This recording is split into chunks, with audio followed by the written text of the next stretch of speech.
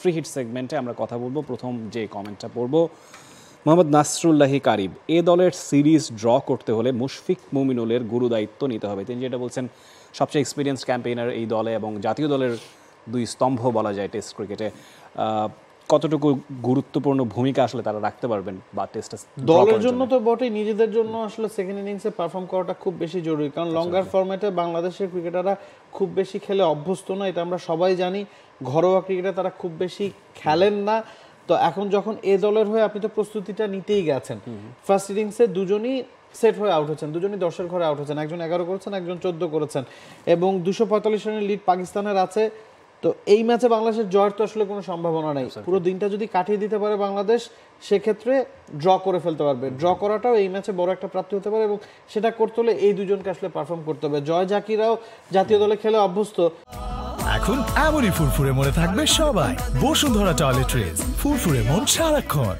তবে এক্সপিরিয়েন্সের কথা যদি বলেন, মিডল অর্ডারের কথা যদি বলেন, নতুন বল খানিকটা পুরনো হয়ে গেলে কারা টিকে যেতে পারেন, কারা ইনিংসটাকে টানতে পারেন, নিশ্চিতভাবে সেটা মুশফিক মাহমুদ এবং মুমিনুল।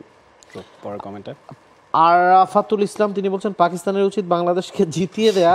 সেটা এই দলের কথা বলা হচ্ছে, কারণ বাংলাদেশ বৈষম্য বিরোধী ছাত্র আন্দোলন থেকে অনুপ্রাণিত হয়ে আজকে তারাও আন্দোলন করছে। বলতে গেলে তাদের ছাত্র আন্দোলনও বাংলাদেশের থেকে শিখা।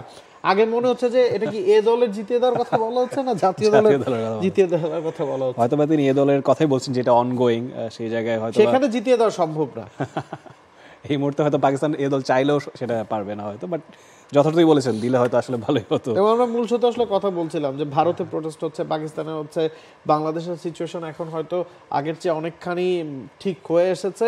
তো উপমহাদেশের রাজনৈতিক পট পরিবর্তনটা কিন্তু আসলে এখন চোখে পড়ছে, ক্রিকেটটা অনেকখানি আসলে ব্যাকফুটে চলে গিয়েছে। অ্যাবসলিউটলি। পরের কমেন্ট মোল্লা আরমান ইসলাম সাকিব, তিনি বলছেন, আমার মনে হয় যেহেতু বাংলাদেশের টেস্ট ম্যাচটা জেতার আর কোনো আশা নেই, তাই আজকেও যদি ম্যাচ না হয় তাহলে ম্যাচ ড্র হবে। এই ম্যাচটা ড্র হলে পরের ম্যাচটা জিতলে বাংলাদেশের সিরিজ জিততে পারবে না, হলে পারবে না।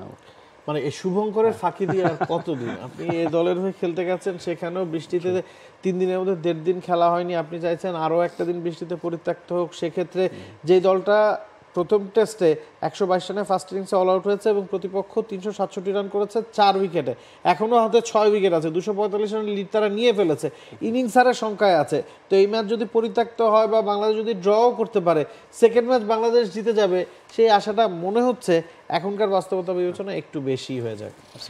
পরের কমেন্টে যদি চলে যায়, মোহাম্মদ রবিউল আউয়াল, তিনি বলছেন বাংলাদেশ পাকিস্তান টেস্ট সিরিজকে আপনাদের টেস্ট পোস্ট দেখাবে। Absolutely, Bangladesh Pakistan test series দেখাবে, এবং একটা অ্যানাউন্সমেন্ট দেওয়া হয়তো বা জরুরি। এখন থেকে পাকিস্তানের যত হোম সিরিজ আছে সবগুলোর রাইটস টি স্পোর্টস পেয়ে গেছে। সো এটা সুসংবাদ। অলরেডি আমরা ভারত, অস্ট্রেলিয়া, ইংল্যান্ডের হোম সিরিজ দেখে থাকি, বাংলাদেশের হোম সিরিজ তো অবশ্যই দেখিয়ে থাকি, সে সঙ্গে পাকিস্তানের সংযোজন হলো, এটা নিশ্চয়ই একটা পজিটিভ সাইন। এবং 2026 সাল পর্যন্ত পাকিস্তানের সকল হোম সিরিজ সাথে পিএসএল আপনারা টি স্পোর্টসের পর্দায় দেখতে পারবেন। চমৎকার একটা খবর। আমরা পরের কমেন্টে যেতে পারি।